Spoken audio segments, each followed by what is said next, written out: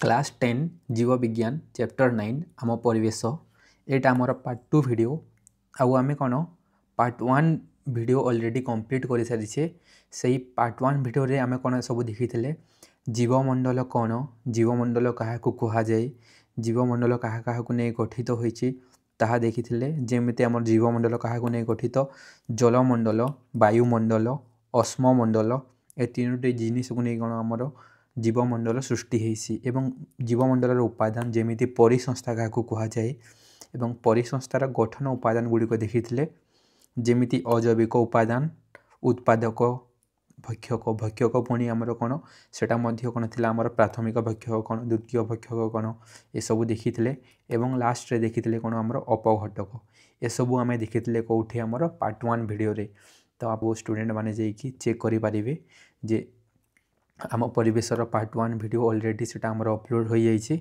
एबे आम देखा चलो आमर पार्ट 2 वीडियो रे कौन आमको पढ़वार अच्छी पार्ट 2 वीडियो रे आमर को देखबार कौन अच्छी परिसंस्थार क्रियात्मक दिग कौन अच्छी से कौन अच्छी आमर फूड चेन अच्छी फूड वेब अच्छी तापर देखा कौन आमर परिसंस्थार शक्तिर प्रवाह किपरि होउछि एवं ताप विज्ञान 2-3 नियम 10% लॉ इकोलोजिकल पिरामिड कौन पोषक चक्र कौन अम्लजान चक्र एवं गोटे अच्छी आमर कर अंगारक चक्र कार्बन डाइऑक्साइड साइकिल एतिकी आम पार्ट 2 वीडियो देखा स्टार्ट करिबा। चलो आमर पार्ट 2 वीडियो को प्रथमे देखा आम कौन जो देखी कौन परिसंस्था गोटे प्रकृतिर क्रियात्मक और गठनिक एकक क्या कहुए परिसंस्था को कहुए आम देखी कौन प्रकृतिर क्रियात्मक और गठनिक एकक क्या कहुए परिसंस्था को एवं क्रियात्मक विषय देखी गठनिक विषय देखी देखा कौन आम परिसंस्थार क्रियात्मक दिग विषय देखबार अच्छी प्रत्येक परिसंस्थार किसी निर्दिष्ट कार्यकारी प्रणाली रही से 4टी मुख्य कार्यकारी प्रणाली हेउछि खाद्य श्रृंखल शक्ति प्रवाह पोषक चक्र और रहिला कौन आमर होमियोस्टाटिस। प्रथमे देखा कौन आमर खाद्य श्रृंखल क्या कहुए इंग्राजी रे कौन कहुए आमर फूड चेन। परिसंस्थार समस्त सबुज उद्भिद उत्पादक अटंती उत्पादक क्या कहुए जे निजे खाद्य निजे तैयारी करे ताकू कौन कहीपर आम उत्पादक किंबा स्वभोजी किंबा कौन आमर स्वपोषी जो सब सबुज उद्भिद मान अच्छा कौन कहगला आमर उत्पादक कहगला। तृणभोजी माने सबुज उद्भिद खाई बंचती और तृणभोजी मान मांसाशी प्राणी माने खाई बचती कौन कहगला जो सब आम उत्पादक अच्छा माने जो मैंने आमर कौन स्वभोजी से किए खाई बंचुची जिते सब आमर कौन अच्छी तृणभोजी मैंने अच्छा जेपरी कौन आमर घास कि कौन गछ उद्भिद ताकू किए खाऊँ तृणभोजी मैंने खाऊँ तृणभोजी किए आसवे एमती है डियर एवं ए तृणभोजी को किए खाऊँ मांसाशी मैंने खाऊँ किए खाऊँ मांसाशी मैंने खाऊँ। गोटे परिसंस्थार सबुज उद्भिद ठारू विभिन्न अनुक्रम तृणभोजी और मांसाशी प्राणी मानकर बाट दे खाद्य और खाद्य स्थित शक्तिर प्रवाह को कौन कहुए खाद्य श्रृंखल होइके कहुए। कौन से भी गोटे परिसंस्थार आमर कौन सबुज उद्भिद ठारू आरंभ करी उत्पादक आरंभ करी ताहा विभिन्न स्तर दे आग को बढ़ी थाए एवं सेठारे कौन होता है आमर शक्तिर प्रभाव होता है ताहाकू कौन कहुए आमर खाद्य श्रृंखल ताकू कौन कहुए आमर खाद्य श्रृंखल कहुए। खाद्य श्रृंखल सबु समय गोटे सरल रेखार गति करे या गोटे देख गोटे खाद्य यह गोटे आमर कौन है यह गोटे खाद्य श्रृंखल कौन गोटे सरल रेखार ये गति करुँची जमी घास घास को किए खाइला ये आमर किए खाइला झिंटिका खाइला झिंटिका को किए खाइब आमर बेंग बेंग को पुणी साप साप को पुणी किए खाइला आमर चिल खाइला। एथिरू परिसंस्थार विभिन्न जीवंत भितर थिबा संपर्कर सूचना मिले एवं कौन कौन देखिले आमर एवं एठी जीव मध्य कौन कौन संपर्क अच्छी ताहा जानीपर जमीती यह कौन कह प्रथम खाद्य स्तर ताकू जे खाब पुणी से कौन हम आम द्वितीय खाद्य स्तर एवं यह कौन आम तृतीय खाद्य स्तर यह कौन आम चतुर्थ खाद्य स्तर यह कौन कहुए आमर प्राथमिक भक्षक आम पढ़ी पार्ट 1 रे द्वितीयक भक्षक तृतीयक भक्षक एवं कौन कहुए या आमर शीर्ष भक्षक यही जो आमर कौन द्वितीयक भक्षक अच्छी ताहाकू आम कौन कहीपर प्राथमिक मांसाशी मांसाशी क्रम 1 कहिपारिबा एहाको मांसाशी क्रम 2 कहिपारिबा एवं एहाको मांसाशी क्रम 3 कहिपारिबा आमे एमिति करके अछि। चतुर्थ खाद्य स्तर दखल करिसंती मांसाशी क्रम 2 प्राणी माने एवं एमानंको खाद्य हेउछि मांसाशी क्रम 1 खाद्य श्रृंखलार शेष स्तर रे थिबा प्राणी को शीर्ष भक्षक कुहा जाए। मात्र 3टी स्तर को नहीं मध्य खाद्य श्रृंखला गठित हो पारे। जे कोनोसी हमको जदि खाद्य श्रृंखला तैयारी करिवार अछि 3टी स्तर को नेकी मध्य हमें कोन करि परिबा गुटे खाद्य श्रृंखला तैयारी करिबा। प्रथमे कि आसीबो उत्पादक जेमिति घास हला घास को कोन कहि परिबा आमे प्रथम खाद्य स्तर एवं घास को खाउछि कि घास को खाउछि हमर कि झिंटिका तो झिंटिका को कोन कहि परिबा आमे द्वितीय खाद्य स्तर जाको कोन कहा जिवो हमर कहा ताको कोन कहि परिबा आमे प्राथमिक भक्षक एवं ताको जे खाइबो से हेबो कोन हमर द्वितीय भक्षक। ए तीनोटी खाद्य स्तर को नहीं मध्य कोन हमर गुटे खाद्य श्रृंखला तैयारी होई परिबो। खाद्य श्रृंखलार महत्व कौन अच्छी what is the importance of the खाद्य श्रृंखला importance of the food chain. खाद्य श्रृंखला को अनुध्यान कले गोटे परिसंस्थार प्राणी मानक मध्य थिबा खाद्य और खाद्यकर संपर्क विषय जानी हुए। यह खाद्य उपादान और प्रवाह उपर निर्भर कर परिसंस्थार विभिन्न जीव भितर संपर्क सूचना मिली थाए। यह द्वारा गोटे परिसंस्थार घटुवा शक्ति प्रवाह विषय जानी हुए शक्ति प्रवाह विषय पढ़ा ताहा मध्य जानी हुए। गोटे परिसंस्थार विषाक्त पदार्थ गुड़िकर चलन विषय जानी हुए एवं विषाक्त पदार्थर जैव परिवर्धन जनित समस्यार समाधान करी हुए। कौन कहगला जो आम विषाक्त पदार्थ अच्छी ताहा मध्य कौन होची गोटे खाद्य स्तर रु अन्य खाद्य स्तर को सी कौन होची ऊपर ऊपर को बढ़ी चली ताहा मध्य जानी हुए। प्राणी मध्य कौन कहगला परिसंस्थार थिबा प्राणी मानक मध्य खाद्य और खाद्यक संपर्क जानी हुए गोटे पॉइंट। 2 नंबर पॉइंट कौन जानिले आम शक्ति प्रवाह विषय जानी हुए एवं 3 नंबर पॉइंट कौन देखिले आमर विषाक्त पदार्थ गुड़िकर चलन किपरि होची। जेमिति धरनिया गोटे कौन अच्छी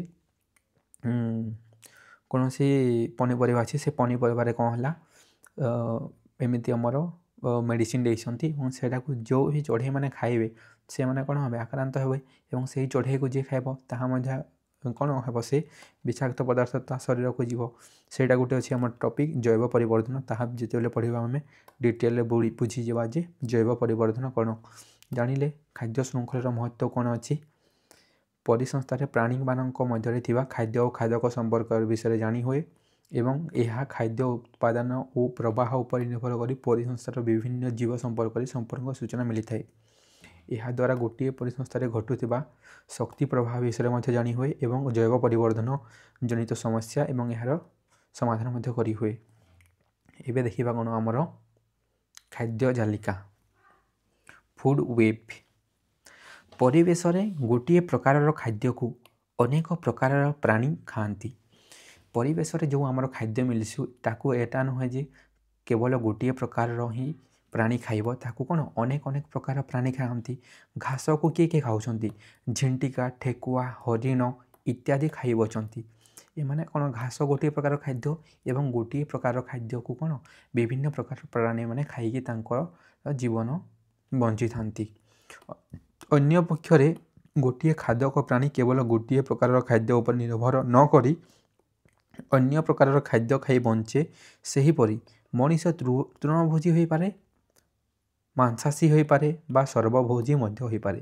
कहगला कौन अन्य पक्षरे जो मैंने आमर कौन खाद्यक मैंने अच्छा प्राणी मैंने अच्छा से मैंने कौन गोटे प्रकार खाद्य खाऊ ना जेपरी कौन मनीष मनीष चाहिए तृणभोजी भी हो पार किंबा कौन आमर मांसाशी हो पार किंबा अन्य पक्षरे देखीदे सी आमर सर्वभोजी मध्य हो पार। संक्षेप कहले परिवेश में गोटे जीव विभिन्न प्रकार खाद्य खाई बंचे एवं सही प्राणी को अन्य प्राणी माने खाद्य भाव व्यवहार करती।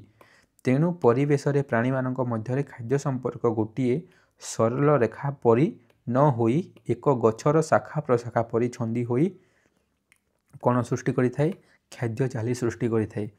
आमर खाद्य श्रृंखला कौन थिला गोटे स्तर को अन्य स्तर प्राणी खाऊला ताको पुणी अन्य स्तर प्राणी खाऊला। एठी कौन होची एमिति नुहे जे कौन आमर घासटा केवल झिंटिकार खाद्य किंबा घासटा केवल हरिणर खाद्य एठी कौन होची गोटे प्रकार खाद्य को अनेक प्रकार प्राणी माने खाउछंती एवं सही प्राणी को मध्य अनेक प्रकार प्राणी मध्य खाउछंती सेथिपई आमर कौन परिवेश सेथिपई कौन तेणु तेणु परिवेश रे प्राणी मानक मध्य खाद्य संपर्क गोटे सरल रेखारे न होई कौन होइछि गोटे गछर शाखा प्रशाखा परि छंदी होइतबारु एहाकु कौन कहा जाय हमर खाद्य जाली बुझी हैला गोटे कौन अछि गछ अछि हैला ए गछ कौन ए गछ को के खाउछंती ग्रासपर खाउछि ग्रासपर को के खाउछि चढ़ई खाउछि एवं चढ़ई को के खाउछि हमर ए कोकिसियाली खाउछि एवं ए चढ़ई को मध्य किए सागुणा मध्य खाउछि तो एठी गोटे एठा गोटे कौन हमर गछर डाल भली हैला ना नाही तो एहा गोटे आमे कौन कहि परिबा फूड वेब कौन कहि परिबा खाद्य जाली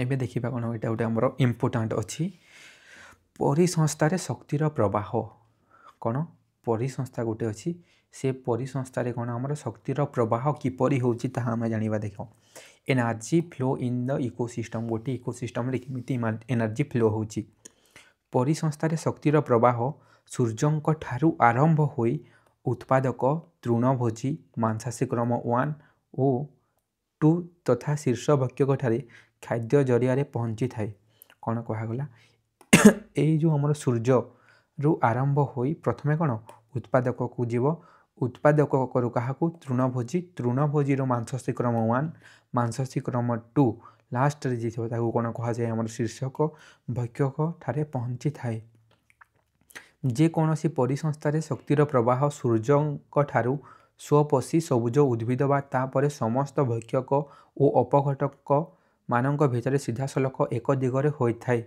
तेणु परिसंस्थारे शक्तिर प्रवाह अणचक्राकार बा एक तरफा देखो एठी कौन होला जे कोनोसी गोटे परिसंस्था हो सेठी हमर शक्ति कोठू आसुची आमे जानिथिले कौन सूर्य को सकल शक्तिर आधार बोली कहा जाय काहे कि सब शक्ति सूर्य ठो उत्पाद कौन होची हमर शक्ति सब उत्स सूर्य ही सब शक्ति कोठू आसुची हमर सूर्य ठारू आसुची ए सूर्य ठो जो शक्ति आसिला प्रथमे कहा पाखक आसीबो गोटे जो आमर कौन अच्छे सबुज उद्भिद कौन आलोक श्लेषण प्रक्रिया निज खाद्य निजे तैयारी करिवो ताहाकू पुणी के खाइबो तृणभोजी को पुणी के खाइबो मांसाशी एवं लास्ट रे जी रहिबो ताकू कौन कहा जाय हमर शीर्ष भक्षक बोली कहा जाय तापर सेटा पुणी के नेबो हमर अपघटक माने नै जिवे ए अपघटक माने पुणी नै कि कौन हबो सेटा हमर माटी सहित मिसी जिवो एवं माटी सहित मिसी साला पर कौन हबो पुणी सेठू हमर नूतन गोटे उद्भिद सृष्टि हेबो से उद्भिद मध्य या को कौन शक्ति को नेबो गोटे जेमति सूर्य आसिला कौन शक्ति ताकू के नेला हमर सबुज उद्भिद तार खाद्य से निजे तैयारी कला ताकू के खाइला हमर झिंटिका खाइला झिंटिका को के खाइला पुणी पक्षी खाइला ए चढ़ई को पुणी के खाइला हमर कोकिसियाली खाइला ठीक अछि आ जदी ए माने कौन होइबे डेथ करि जिवे जदी मरि जिवे से माने कोठे को जिवे हमर ए माटी तले बसी जिवे माटी जदी कोनोसी जदी कौन हमर ए सब जदी मरि गले कौन ठीक जिवे हमर माटी को गले कौन होबे ताकू अणुजीव माने कौन करिवे ताको माटी रे मिसाई देबे अपघटक माने कौन करिवे ताकू अपघटन करि देबे एवं एठी कौन जमा हबो हमर पोषक सब जमा हबो एठू जदी हमर कौन गोटे नूतन उद्भिद सृष्टि हैला से मध्य पोषक कोठो पाइबो ए माटी तलो पाइबो कौन ए माटी तलो पाइबो तेणु गोटे परिसंस्थारे शक्तिर प्रवाह कौन एक तरफा होची नाही यूनि डायरेक्शनल गोटे ही डायरेक्शन रे जाउची ताकू कौन कहा जाय हमर एक तरफा एही परिसंस्थारे शक्तिर प्रवाह को कौन कहा जाय अणचक्राकार बा एक तरफा इंग्रजी कौन हमर यूनि डायरेक्शनल एबे देखिबा चलो हमर तापगति विज्ञान रो दुईटी नियम प्रथम नियम अनुसार कौन प्रथम नियम अनुसार शक्ति गोटे रूपर अन्य रूप को रूपांतरित होता है किंतु एहार विलय घटे ना कि सृष्टि घटे ना यहाँ आम प्रथम जाने शक्तिर संरक्षण नियम energy can neither be created nor be destroyed it only transfer from one form to another form कौन शक्ति गोटे रूपर अन्य रूप को जापे किंतु यार कौन विलय ना कि सृष्टि ना विलय माने कौन विनाश ना कि सृष्टि ना सबुज उद्भिद आलोक श्लेषण जरिया सौर शक्ति को रासायनिक शक्ति रे रूपांतरित करवा यार उदाहरण जमीती गोटे कौन अच्छी सबुज उद्भिद अच्छी सबुज उद्भिद कौन करुच्ची सूर्य ठारू आलोक रश्मि आणुछि एवं से आलोक श्लेषण प्रक्रिया रे सौर शक्ति को रासायनिक शक्ति रे परिणत करुछि। एवं द्वितीय नियम कौन?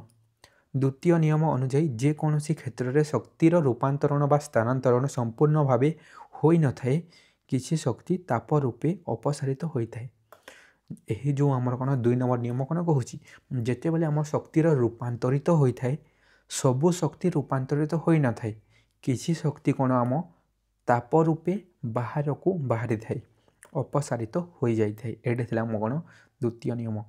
एवं गोटे अच्छी कौन आमर 10% लॉ कौन 10% नियम आउ समस्ते जानी जे 10% कौन सी जिनिस जदि आमको 10% बाहर करार थे कौन करा जाए जमीती गोटे धरनी आमको कौन करार अच्छी आमको कौन करार अच्छी दुकान रे कौन कह जाए ना 20% ऑफ कि एत परसेंट कह कि जमीक आमको कौन करार अच्छी 1000 10% बाहर करार अच्छी कौन 1000 10% बाहर करने को कौन करने पड़ो आमको 1000 × 10/100 यह कर एठू आमर कौन है 2 शून्य कटिला एवं एवं कौन है आमर 10 × 10 केते है 100 कहले कौन आमर बुझीगला आमर कौन 10% 1000 10% केते है 100 है। तो एठी आम देखा कौन आमर 10% नियम कौन हो प्रथम देखा R.L. लिंडेमैन नामक जड़े परिवेशविद विज्ञान 1942 मसीह विभिन्न पोषक मिलुवा शक्तिर परिमाण को अध्ययन कर 10% नियम प्रणयन करथिले। प्रथम किए आमर 10% लॉ देते R.L. लिंडेमैन। उदाहरण जदि गोटे परिसंस्थार उत्पादक स्तर में शक्तिर परिमाण 100 कैलोरी हुए तेबे तृणभोजी स्तर में शक्तिर परिमाण 10 कैलोरी हेबो। देख यह आम कौन आम ये आम टेबुल टे बुझीजा जदि यही आमर कौन अच्छी यह उत्पादक यही उत्पादक पाखरे जदि कौन आमर शक्ति 100 कैलोरी हेब कौन हम 100 जदि कैलोरी है एठी कौन शक्ति आमर जदि शक्ति एठी जदि हेगला केते आमर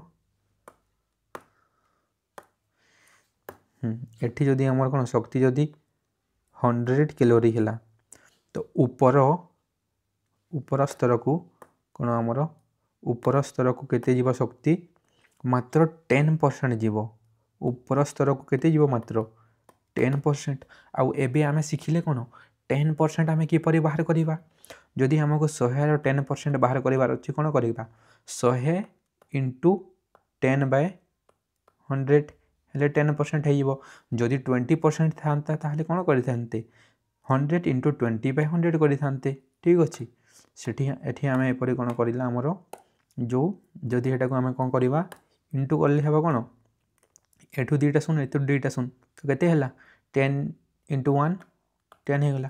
तो ऊपर को केते शक्ति जीव मात्र 10 ओनली 10 कैलोरी जीव ऊपर को पुणी ता ऊपर को सेमिति 10 रो 10% बाहर करवा हैला एमती एमती करके आम जदि ऊपर को जीवा हेले आम पाई परिबा कौन आमर केते परसेंट शक्ति ऊपर को जाउछि हैला। उदाहरण जदि गोटे परिसंस्थार उत्पादक स्तर में शक्तिर परिमाण 100 कैलोरी हुए तेबे तृणभोजी स्तर में शक्तिर परिमाण 10 कैलोरी ऊपर को कौन 100 रो 10% जीव ताहले कौन हम 100 रो 10% केते हेबो 10 कैलोरी हेबो। मांसाशी क्रम स्तर 1 ठारे 1 कैलोरी शक्ति मिलबो पुणी ता ऊपर स्तर में केते हेबो 10 रो हमको कौन करबा अछि 10% बाहर करबार अछि कौन करबा अछि 10 रो 10% केते हेबो 10 × 10/100 केते हेबो 10 × 10/100 एठू गोटे शून्य कटिला एठू गोटे शून्य एठू गोटे शून्य एठू गोटे शून्य केते बंचिला एबे 1 × 1 केते हैला 1 माने ऊपर को मात्र केते कैलोरी शक्ति जीव हमर एबे 1 कैलोरी हमर मांसाशी क्रम 1 रे केते जीव 1 कैलोरी शक्ति मिलिबो पुणी हमर कोन मांसाशी स्तर 2 ठारे केते हेबो 0.1 जीव एमिति एमिति कोन हम परिवेश रे उत्पादक आरंभ करी गोटे परिसंस्थार उत्पादक आरंभ करी ऊपर ऊपर को जदि जीवा आमे कौन हो शक्ति केवल 10% ऊपर को जागुछि परिवेश रे तृणभोजी स्तर में सबुठ अधिक शक्ति मिलता है एवं शेष स्तर में सबुठ कम शक्ति मिलता है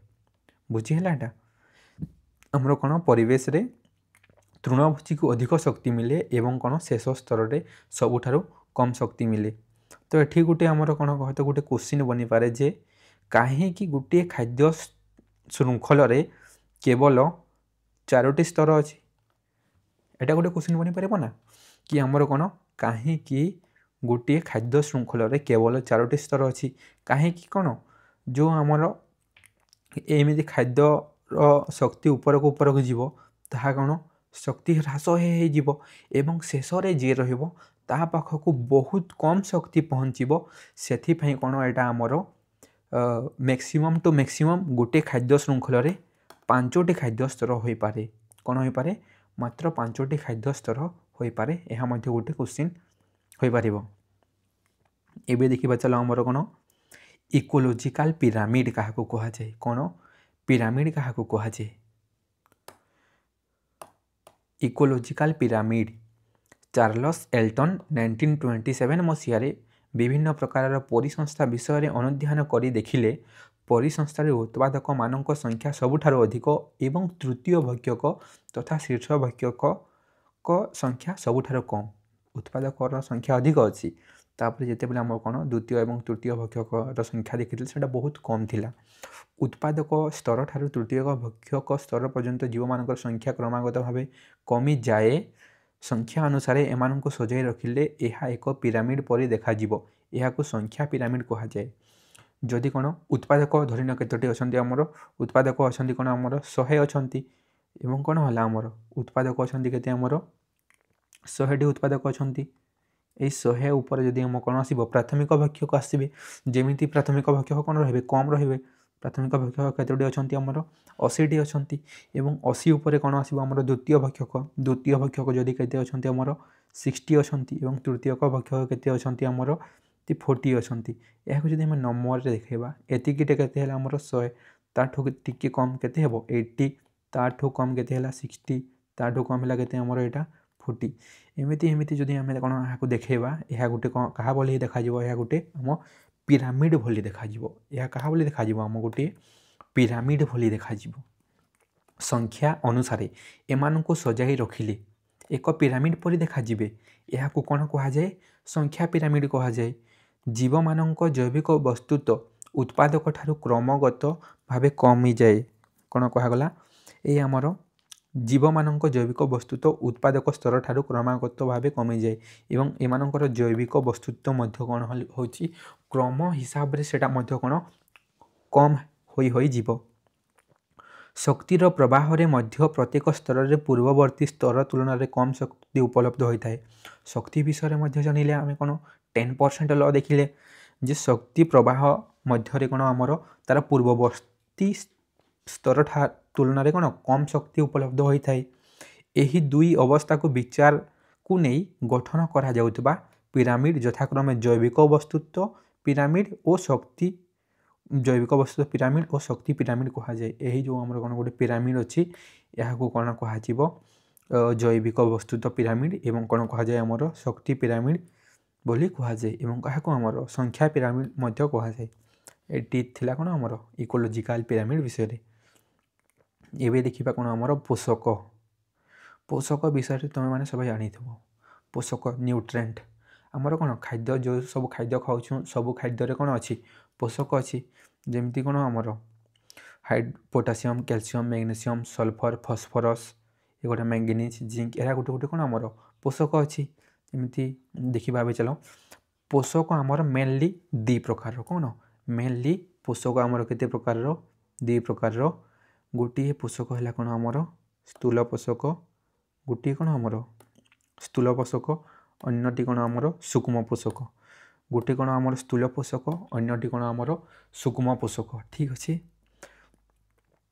जमी आमर कौन थाए स्थूल कोण एवं कौन थाए सूक्ष्म कोण एमती कौन आमर यहाँ गोटे सूक्ष्म कोण आ गोटे धरनी यहाँ कौन अच्छी आमर स्थूल कोण क्यों कोणटी बड़ स्थूल कोणटी बड़ एवं कौन सूक्ष्म कोणटी छोट है तो सेहीपरि स्थूल पोषक जो पोषक जीव शरीर पाई अधिक परिमाण रे आवश्यक ताहाकू कौन कह आमर स्थूल पोषक एवं सिंपली जदि कहिबा आमे जीव शरीर पाई जो पोषक कम परिमाण रे दरकार ताहाकू कौन कह आमर सूक्ष्म पोषक प्रत्येक जीव शरीर केतेक मौलिक उपादान तैयारी होता है।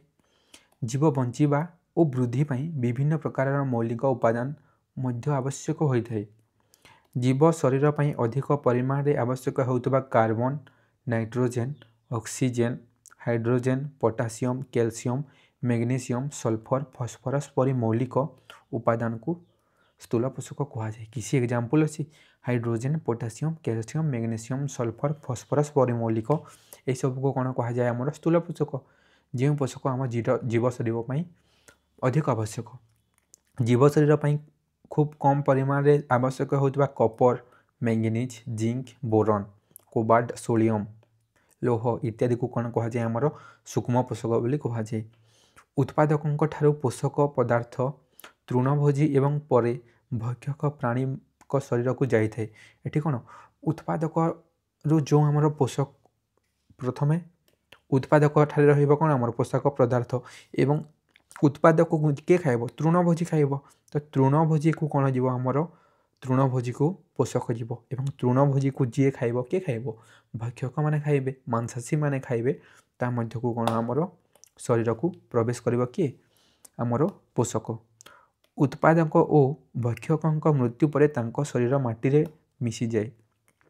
जो मैंने कौन अच्छा आम उत्पादक अच्छा एवं कौन अच्छा भक्षक से मैंने जिते बेले कौन हे मृत्यु हो तांकर सेमानकर शरीर कौन हम माटी रे मिसी जीव। उत्पादक ठारू पोषक पदार्थ तृणभोजी एवं परे भक्षक प्राणी शरीर को जाए। उत्पादर पोषक कौटी को जाऊँगी गोटे तृणभोजी को जाऊँगी तृणभोजी पर क्या जाऊँगी आमर भक्षक निकट को जाऊँगी। उत्पादकों मृत्यु पर शरीर कौटी मिसिला माटी रे मिसीगला।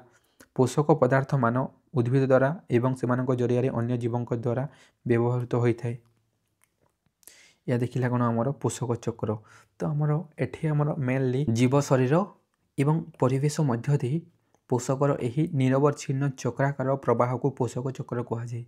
जो आमर पोषक अच्छी कौटी अच्छी उत्पादक आरंभ कर पुणी कौन ताकू आमर तृणभोजी मांसासी से मैंने खाऊँ पुणी से क्या आसूँ आम माटी को आसूँ यह गोटे कौन आम गोटे निरवच्छिन्न चक्राकार हिसाब से घुरुची कौन कहुए आमर पोषक चक्र कहुए। माटी जल वायुमंडल और जीव शरीर में अनेक गुड़िए रासायनिक प्रक्रिया द्वारा यह पुनः प्रवाह प्रक्रिया संगठित हो पारुछि। एणु यह जैव भू रासायनिक चक्र मध्य कहुए। यह कौन आमर जैव भू रासायनिक चक्र मध्य आमे कहीपर। ठीक अच्छे एठी किसी आमर स्थूल पोषक जहाँ आमर पई कौन अत्यंत आवश्यक जेमिति आमर गोटी अच्छी कौन आमर जबक्षारजान N2 नाइट्रोजेन है तापर पुणी आमर कौन O2 N2O2 CO2 ए तीनोटीर आमे कौन चक्र को भल भाव देखा। यही वीडियो आम कौन आमर केवल यही अम्लजान चक्र एवं अंगारकाम्ल चक्र को देखा। नेक्स्ट वीडियो कौन आमर N2 चक्र को देखा। तो अभी आरंभ करवा कौटा आमर यही O2 चक्र को। चलो अभी आम देखा कौन आमर O2 चक्र को। देख आम परिवेश रे वायुमंडल रे प्राय केते शतकड़ा अम्लजान अच्छी 21% कौन अच्छी आमर अम्लजान रही समस्ते जानी। एवं यही जो आम अम्लजान अच्छी अम्लजान कौन आम वायुमंडल रे 21% अच्छी ता सहित कौन आम जल सहित द्रवीभूत होइकी अच्छी कौन आम जल सहित द्रवीभूत होइकी अच्छी एवं अन्य अन्य पदार्थ सहित द्रवीभूत होइकी मिसिकी अच्छी। जेमिति कौन आमर सल्फर सहित अच्छी सल्फर सहित मिसले कौन कह आमर सल्फर ऑक्साइड SOX। जदि आमर कौन नाइट्रोजेन संगे मिसिकी रही कौन कह आमर NOX नाइट्रोजेन ऑक्साइड। एमती जदि कौन आमर से जदि आम सिलिकन सहित मिसिकी रहिले ताकू कौन कह आमर सिलिकेट ताकू कौन कह आमर सिलिकेट कहुए। एवं से जदि गंधक सहित मिसिकी रहिले ताकू कौन कह आमर सल्फेट ताकू कौन कह आमर सल्फेट बोली कहुए। तो जानिले आम वायुमंडल 21% कौन अच्छी अम्लजान अच्छी ता सहित आम कौन जल रे अम्लजान द्रवीभूत होकर अच्छी। जो कौन आम जलचर माने कौन तांकर ଶ୍ୱାସକ୍ରିୟାରେ ମଧ୍ୟ ବ୍ୟବହାର କରୁଛନ୍ତି ସେମାନେ। ଏବଂ ଯଦି ସେ କ'ଣ ଆମର ସଲ୍ଫର ସହିତ ମିଶିକି ରହିଲେ ତାକୁ କ'ଣ କୁହାଯାଏ ଆମର ସଲ୍ଫର ଅକ୍ସାଇଡ଼। ନାଇଟ୍ରୋଜେନ୍ ସହିତ ମିଶିକି ରହିଲେ ତାକୁ କ'ଣ କୁହାଯାଏ ଆମର ନାଇଟ୍ରୋଜେନ୍ ଅକ୍ସାଇଡ଼ କୁହାଯାଏ। ସେମିତି କ'ଣ ଆମର CO2 CO carbon monoxide carbon dioxide ଏ ରୂପରେ ମଧ୍ୟ ମିଳିଥାଏ। CO2 CO ଏ ମଧ୍ୟରେ ମିଳିଥାଏ। ସିଲିକନ୍ ସହିତ ମିଶିଲେ ତାକୁ କ'ଣ କୁହାଯାଏ ସିଲିକେଟ୍। ଏବଂ କ'ଣ ଆମର ଗନ୍ଧକ ସହିତ ମିଶିଲେ ତାକୁ କ'ଣ କୁହାଯାଏ ଆମର ସଲଫେଟ୍ ବୋଲି କୁହାଯାଏ। ଅମ୍ଳଜାନ ଜୈବିକ ପଦାର୍ଥ ଗୁଡ଼ିକର ଏକ ମୁଖ୍ୟ ଅଣୁ। ଏହା ଶ୍ୱେତସାର ପୁଷ୍ଟିସାର ସ୍ନେହସାର ତା ସହିତ କ'ଣ DNA RNA ଇତ୍ୟାଦିରେ ବିଭିନ୍ନ ପରିମାଣରେ ରହିଥାଏ। ଆମେ ଜାଣିଛୁ କ'ଣ ଆମର ଶ୍ୱେତସାର ପୁଷ୍ଟିସାର ସ୍ନେହସାର DNA RNA ସବୁ ଜାଗାରେ କ'ଣ ଅଛି ଅମ୍ଳଜାନ ଅଛି। ଶୋଷଣ ପ୍ରକ୍ରିୟାରେ ଅମ୍ଳଜାନ ଜୀବଜଗତ ବାଷ୍ପ ଆକାରରେ ଯାଇ ଅଙ୍ଗାରକାମ୍ଳ ଭାବରେ ବାୟୁମଣ୍ଡଳକୁ ଫେରିଥାଏ। ଯେତେ ସବୁ ଆମ ଜୀବଜଗତରେ ଯେତେ ସବୁ କ'ଣ ଅଛନ୍ତି ଆମ ପ୍ରାଣୀମାନେ ଅଛୁ କ'ଣ ବାହାରୁ ଆମେ ଆମ ଯେତେବେଳେ କ'ଣ ଶୋଷଣ ପ୍ରକ୍ରିୟାରେ ଆମ ପ୍ରଶ୍ୱାସ ସମୟରେ କେଉଁ ଗ୍ୟାସ୍ ନେଇଥାଉ ଆମର O2 ଗ୍ୟାସ୍ ନେଇକି କେଉଁ ଗ୍ୟାସ୍ ପୁଣି ବାହାରକୁ ଛାଡ଼ିଥାଉ ଆମର CO2 ଗ୍ୟାସ୍ ଅଙ୍ଗାରକାମ୍ଳ ଛାଡ଼ିଥାଉ। ଜୀବଜଗତର ସମସ୍ତ ଉଦ୍ଭିଦ ପ୍ରାଣୀ ଓ ଅଣୁଜୀବ ଶ୍ୱାସକ୍ରିୟା ଦ୍ୱାରା ବାୟୁମଣ୍ଡଳରୁ ଅମ୍ଳଜାନ ଗ୍ରହଣ କରନ୍ତି। କ'ଣ ଗ୍ରହଣ କରନ୍ତି ଅମ୍ଳଜାନ ଗ୍ରହଣ କରନ୍ତି। ଅନେକ ଜଳଜ ଜୀବ ଜଳରେ ଦ୍ରବୀଭୂତ ଅମ୍ଳଜାନକୁ ଶ୍ୱାସକ୍ରିୟା ଦ୍ୱାରା ବାୟୁମଣ୍ଡଳରୁ ଅମ୍ଳଜାନ ଗ୍ରହଣ କରିଥାନ୍ତି। ଏବଂ ଯେଉଁମାନେ ଜଳଜ ଜୀବ ଅଛନ୍ତି ସେମାନେ କ'ଣ କେଉଁଠୁ ଅମ୍ଳଜାନ ଆଣୁଛନ୍ତି ଯେଉଁ ଜଳରେ ଦ୍ରବୀଭୂତ ହୋଇଅଛି ସେଟାକୁ ସେମାନେ ବ୍ୟବହାର କରୁଛନ୍ତି। ଜୀବମାନଙ୍କ ବର୍ଜ୍ୟବସ୍ତୁ ଓ ମୃତ ଶରୀରକୁ ଅଣୁଜୀବମାନେ ଅପଘଟନ କରିବା ସମୟରେ ବାୟୁମଣ୍ଡଳରୁ ଅମ୍ଳଜାନ ଶୋଷଣ କରି ଅଙ୍ଗାରକାମ୍ଳ ନିର୍ଗତ କରନ୍ତି। ଯେଉଁ ସବୁ ଆମ କ'ଣ ଅଛନ୍ତି ଅଣୁଜୀବମାନେ ଅଛନ୍ତି କ'ଣ ଅଣୁଜୀବମାନେ ଯେତେବେଳେ କ'ଣ କରିବେ ଅପଘଟନ କାର୍ଯ୍ୟ କରିବେ ସେହି ସମୟରେ ଧରିନିଅ ଗୋଟେ କ'ଣ ଅଛି ଗୋଟେ ଜୀବ ଅଛି ତାର ଯଦି ମୃତ୍ୟୁ ହୋଇଗଲା ତାହାକୁ କ'ଣ ମାଟିରେ ଅପଘଟକ ମାନେ ମିଶାଇବେ ଯେମିତି କ'ଣ ଅଛି ଅଣୁଜୀବମାନେ ତ ସେହି ସମୟରେ ଅପଘଟନ ସମୟରେ ମଧ୍ୟ ସେମାନେ କ'ଣ ଆମ ବାୟୁମଣ୍ଡଳରୁ ସେମାନେ କ'ଣ ନେବେ O2 ନେବେ ଏବଂ ଅପଘଟନ କରିସାରିଲା ପରେ ସେମାନେ କ'ଣ କରିବେ ଆମର ଅଙ୍ଗାରକାମ୍ଳ ନିର୍ଗତ କରିବେ। ଏହି ଅଙ୍ଗାରକାମ୍ଳ ଉଦ୍ଭିଦମାନଙ୍କ ଦ୍ୱାରା ଶୋଷିତ ହୋଇ ଆଲୋକ ଶ୍ଳେଷଣ ଦ୍ୱାରା ଶ୍ୱେତସାରରେ ପରିଣତ ହୁଏ।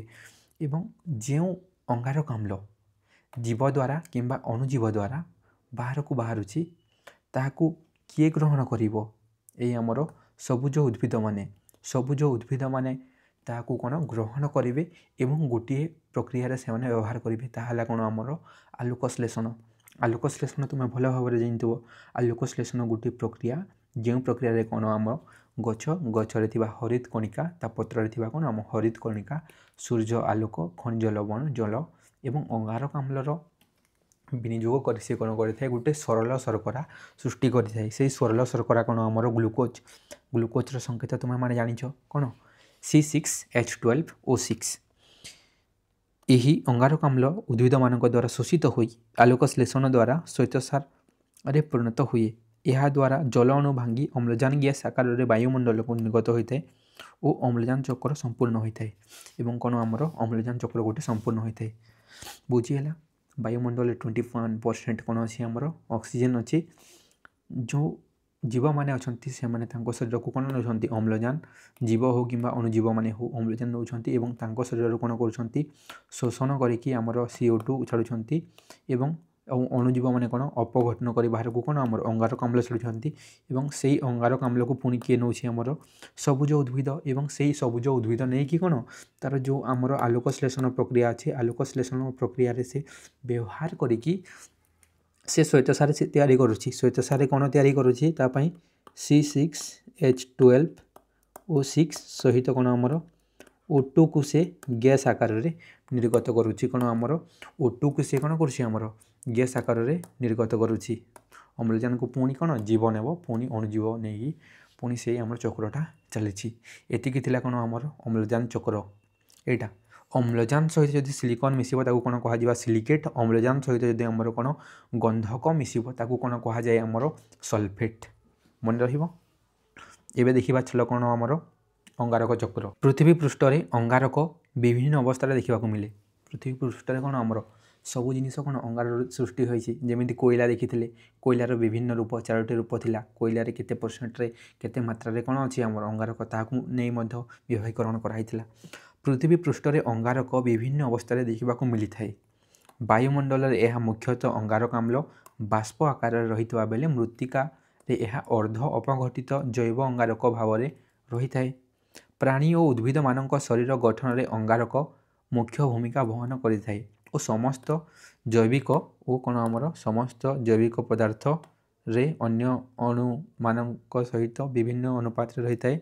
यह छड़ा भूपृष्ठ रे खनिज तैल कोयला ग्राफाइट और हीरा भाव में बहु परिमाण अंगारक गच्छित हो रही।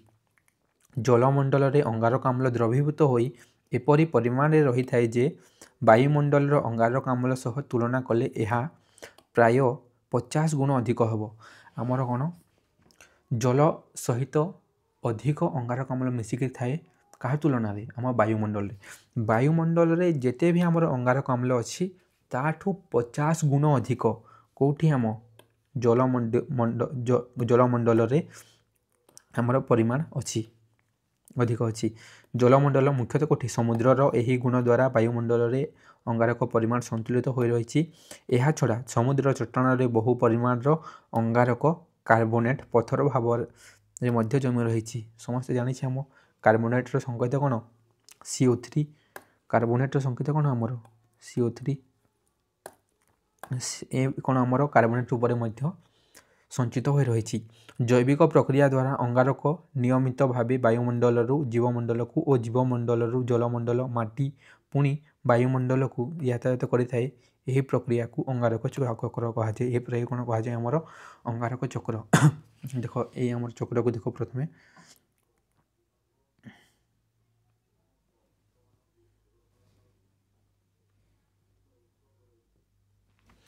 वायुमंडल रे जो आम अंगारकाम्ल अच्छी ता सहित कौन से जलमंडल में द्रवीभूत होती से जो आम कौन वायुमंडल रे हो अंगारकाम्ल कि जलमंडल रे अंगारकाम्ल अच्छी ताकू कौन सबुज उद्भिद माने आलोकश्लेषण रे व्यवहार करेंगे।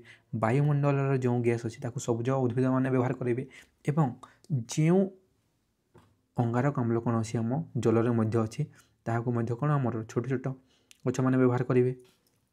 तापर सबुज उद्भिद मैंने आलोकश्लेषण कर कौन करेंगे से खाद्य प्रस्तुति करेंगे। खाद्य प्रस्तुति करी कौन हम खाद्य प्रस्तुति जदि कले जीव खाद्य ग्रहण कर से जीवर शरीर वृद्धि हो खाद्य स्तर में विभिन्न विभिन्न खाद्य स्तर में स्थानांतरित हम। जमी उद्भिद कौन कला उत्पादक खाद्य तैयारी कला ताकू किए खाइब जीव खाइब और से जीव को जी खाइब ता पाखक कौन हम आमर यही खाद्य स्थानांतरित हो एवं जो जीव जीवंत अच्छी से जदि कौन कला शोषण कले हाले कौन बाहर से आनिब कौन अम्लजान आनिब और बाहर को कौन छाड़ पुणी अंगारकाम्ल। जदि से जीव कौन है तो जीवर मृत हो गला से जदि मृत हो गला ताकू किए अपघटन कर अपघटक मैंने कौन करेंगे अपघटन करेंगे मृत शरीर को कौन करेंगे अनुजीव मैंने आमर कौन करेंगे जैविक अंगारक दहन व अपघटन करेंगे। अपघटन करने समय कौन बाहर से O2 आनिबे और पुणी कौन छाड़े से CO2 छाड़े एमती कौन खाद्य को किए ग्रहण कला जीव ग्रहण कला जीवर शरीर वृद्धि हो एवं ताहा पुणी विभिन्न खाद्य स्तर दे ऊपर को बढ़ी चलो एवं से जो आम जीव जीवंत अच्छी जीवंत थे से कौन कर शोषण प्रक्रिया कौन बाहर को छाड़ अंगारकाम्ल ताहा पुणी जीव कौटी आमर वायुमंडल एवं जदि से जीव कौन है मृत्युवरण करला मृत्युवरण कले कौन हम तार अपघटन हम यही अपघटन द्वारा कौन हम से जो आम अणुजीव मैंने वायुमंडल कौन आने अंगारकाम्ल को बाहर करेंगे एवं कौन आमर O2 को भीतर को आने ये कौन आमर अंगारक चक्र। ये टी अच्छी किसी सबुज उद्भिद माने वायुमंडल अंगारकाम्ल शोषण कर आलोकश्लेषण प्रक्रिया द्वारा जैविक खाद्य प्रस्तुत करी जलज उद्भिद माने जल रे द्रवीभूत अंगारकाम्ल बाही कार्बोनेट ग्रहण करी सेहीपरि जल उद्भिद माने जल रे द्रवीभूत अंगारकाम्ल बाही कार्बोनेट ग्रहण कर जैविक पदार्थ प्रस्तुत करती। एथिरु किछि परिमाण जैविक पदार्थ उद्भिद मानक द्वारा श्वासक्रिया साहाय्य दहन हो वायुमंडल को पुनर्बार अंगारकाम्ल गैस हुई फेरी आसी थाए। अवशिष्ट अंगारक जैविक पदार्थ भाव उद्भिद मानक शरीर गठन रे व्यवहृत होता है। प्राणी जगत रे विभिन्न खाद्य स्तर दे यही अंगारक प्रवाहित होता है। उद्भिद और प्राणी मानक द्वारा रेचित एवं मृत जैविक पदार्थ गुड़िक अणुजीव मानक द्वारा अपघटित हो पुनर्बार अंगारकाम्ल बाष्प भाव में वायुमंडल को फेरी आसे। जीव मानक श्वासक्रिय अंगारकाम्ल सृष्टि हुए एवं यह वायुमंडल को निर्गत होता है। यहाँ आम बुझीपारे कौन आमर जो आमर खाद्य स्तर अच्छी जो जीव ग्रहण करथिला से जीव को जे ऊपर खाद्यस्थल जदि ग्रहण करिवो ता पाखକୁ स्थानांतरित ହେବ। ଏଟା ଦେଖିଲେ କ'ଣ ସବୁ ଆମର ପୁଣି ବାୟୁମଣ୍ଡଳକୁ ଅଙ୍ଗାରକାମ୍ଳ ନିର୍ଗତ ହୋଇଯିବ। ଏତେ ହେଲେ ହେଲା କ'ଣ ଆମର ଅଙ୍ଗାରକ ଚକ୍ର।